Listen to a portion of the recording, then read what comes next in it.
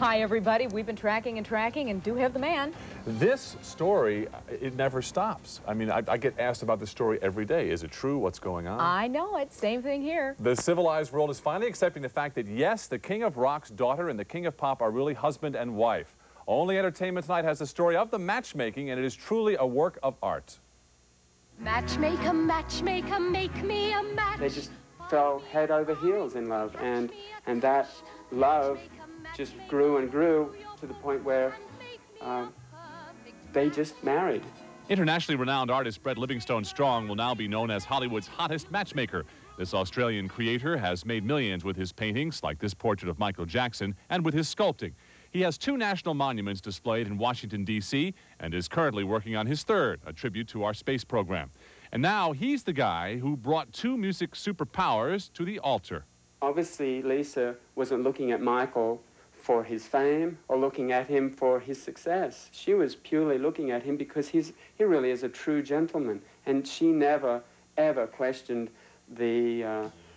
all those accusations against him. And Strong should know, as a longtime friend of both and business partner with Michael, he originally talked the pop music icon into meeting with Lisa to hear her sing. It was to be a business deal.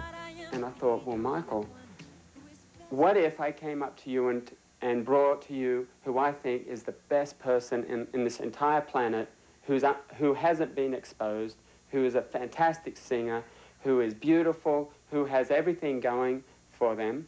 And he says, well, who the heck are you talking about? I mean, who is it? And I said, well, Lisa Presley. He says, no, she can sing? I said, she's fantastic.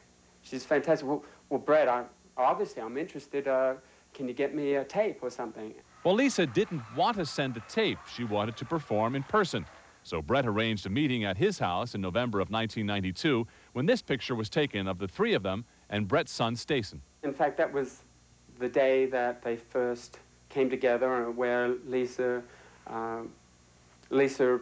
performed a couple of songs for Michael. It was a fabulous experience for, I think, both of them, and where Michael really felt honored. He was just like, wow, I'm lucky, you know, and Lisa, I think, felt the same way.